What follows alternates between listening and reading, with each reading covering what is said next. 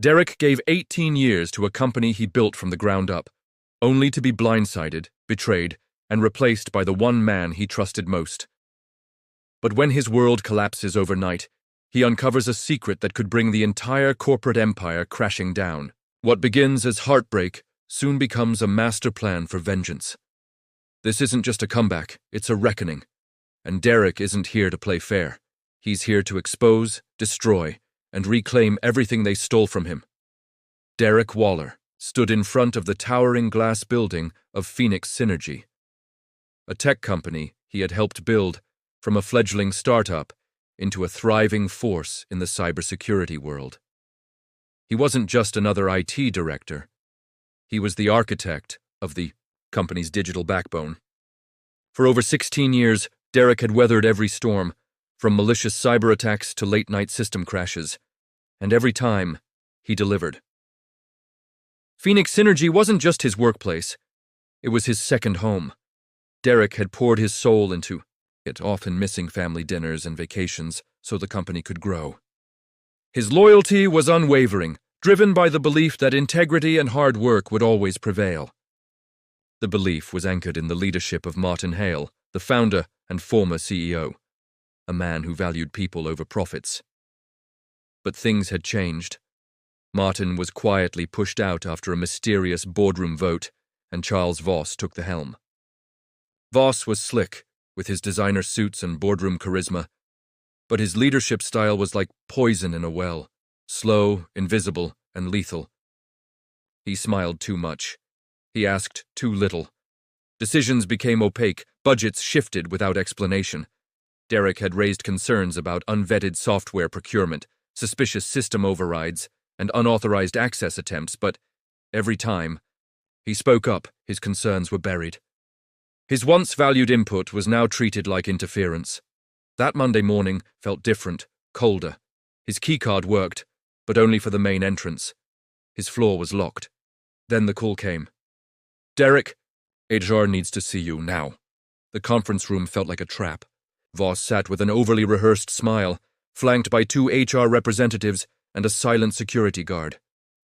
"We appreciate your years of service, Derek," Voss began. "But the company is moving in a new direction. Effective immediately, your role has been terminated. Restructuring, nothing personal." Derek's breath caught. 16 years, and this is how it ends. No warning, no discussion.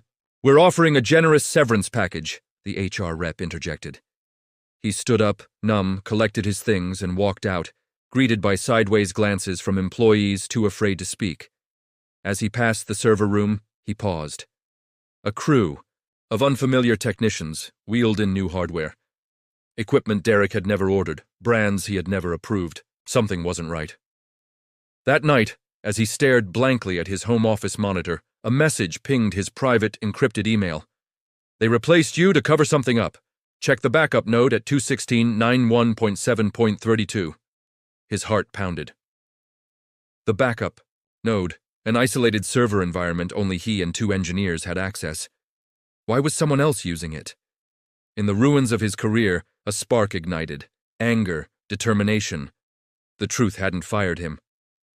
It had tried to bury him, and Derek Waller had no intention of staying buried. Inside the shadows of Phoenix Synergy's digital infrastructure, a ghost moved. Derek Waller, armed with his personal access keys and redundant security tokens, navigated the familiar corridors of encrypted logs and cloud silos like a silent specter. The backup node, housed in an isolated virtual shell, had been designed to protect Phoenix's most sensitive files in the event of a disaster. Now, it held a disaster of another kind. With cautious keystrokes, Derek decrypted the logs. Instead of standard system backups, he found files he had never authorized. Massive encrypted archives with odd file names, all uploaded over the last 3 weeks. Metadata revealed they originated from Phoenix's procurement and finance divisions. But it was the user access logs that sent a chill down his spine. They bore his name. "Impossible," he muttered, examining the login timestamps. "I was already terminated when these were uploaded." Derek began unraveling the contents, layer by layer. Inside were transaction records, Dozens of payments to unfamiliar vendor names. He recognized none of them. Each payment was signed off, under false identities with reused EINs, employer identification numbers, and mirrored invoice templates. They were shell companies, ghost accounts draining Phoenix from the inside. Worse, many of these transactions appeared to be authorized through a system root he had created years ago for emergency access, a vulnerability he had flagged for, patching but which had been left open. It was a setup. Someone was using his past work to frame him. He needed confirmation. He contacted Jamie Trent, one of his most trusted former engineers, through a secure chat protocol they had developed together, back in the company's early days. They met that night in a secluded parking lot outside a closed coffee house. Jamie brought her old laptop and a terrified expression. "I've been afraid to reach out," she confessed. "Everything changed after you were fired. They brought in new IT managers, locked us out of admin protocols, and shut down legacy monitoring systems. Derek, they're hiding something. It's not just mismanagement, it's criminal." Derek showed her the transaction logs. Her face paled. "These are routed through internal audit channels. They're using proxy accounts. But here, look." She pointed to a digital certificate embedded in the data. "That's Erica Dane's key. She's the new VP of Operations." "She's working with Voss?" Derek asked. Jamie nodded grimly. "And there's more. There's a scheduled purge of legacy logs next week, just before the quarterly audit." Derek knew what that meant. The truth would vanish, unless he moved first. Derek turned his small apartment into a digital war room. Monitors flickered with packet captures, encrypted archives, and visual mapping software that displayed a spiderweb of Phoenix Synergy's internal architecture. He worked through sleepless nights, sustained by stale coffee and raw fury. He was a ghost in the system now, tracing every digital breadcrumb, every forged signature, every manipulated audit log. The fraud was deeper than he imagined. Nearly 18 dumb. $1 million had been siphoned off in the last 6 months through fraudulent vendor upgrades and external consultant fees. Each shell company had ties to a private equity firm known for hostile acquisitions.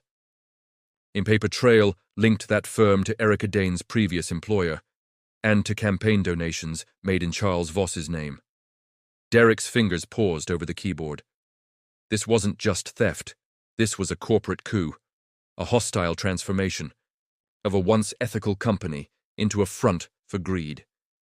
He created a timeline, a dossier, and a digital war chest, organized evidence encrypted with rolling keys, and mirrored across 3 cloud servers under false identities. If anything happened to him, the information would go public automatically. A new anonymous email arrived. "They're presenting false financials at the Q2 shareholder meeting. Your window is closing." Derek didn't know who the informant was, but they were right. It was time to fight back. Derek needed an ally inside the fortress. He called Martin Hale. Martin's voice was slower now, more tired, but when Derek laid out the facts, the old fire returned. "I knew they pushed me out for a reason," Martin said. "They wanted Phoenix's name, but not its principles. Together, they devised a multi-pronged plan. Martin would invoke his founder rights to attend the Q2 shareholder meeting. Derek would create a silent digital payload, a broadcast of the evidence preloaded to trigger during the meeting. Every major shareholder would receive an unalterable copy via blockchain-verified links. They called it Project Lazarus. To back it up, Derek contacted Eva Lynn, a seasoned investigative reporter. After reviewing Derek's files, she agreed to prepare a media expose, ready to publish the moment the meeting concluded. The night before the launch, a courier delivered a manila envelope to Derek's door. Inside were invasive personal files on his family, medical records, school histories, private emails. A note scrawled in red marker read, "Stay out of this, or your family becomes collateral." Derek stared at the photos. His adopted son, Liam, was shown leaving school. His wife's hospital files from a surgery years ago were included. They had crossed a line. Derek burned the folder. Then he encrypted 2 more copies of his data and sent them to Martin and Eva. "Let them come," he muttered. The Q2 shareholder meeting took place in a grand hotel ballroom, filled with Phoenix Synergy investors, press, and staff. Charles Voss stood confidently at the podium, flanked by Erica Dane and the company's general counsel. A massive screen displayed charts showing record profits and future expansion plans. Voss smiled. "We're entering a new age of innovation," he declared. That moment, Martin Hale rose from his seat. "Before you continue, Mr. Voss, I request that the shareholders review one final report. It concerns the truth behind those numbers." The lights dimmed. The screen flickered. Derek's Project Lazarus activated. A presentation auto-launched. On every device linked to the room's secure Wi-Fi. Financial records, internal emails, shell company connections, all laid out in a chillingly detailed timeline. Gasps filled the room. Some shareholders shouted. Erica stood frozen, jaw clenched. Voss lunged toward the AV technician, demanding a shutdown, but the feed was locked. Across the internet, Eva Lynn's story dropped. Within minutes, Euro's Phoenix fraud trended globally. By the end of the day, Voss and Erica were escorted out by federal agents. The board held an emergency vote, reinstating Martin as interim CEO. Derek was invited to return, not as IT director, but as Chief Ethics and Infrastructure Officer. Standing in the same lobby where he was once fired, Derek looked out the glass. Doors, remembering everything he had lost and everything he had reclaimed. "I didn't return for revenge," he said to the board. "I returned for the truth."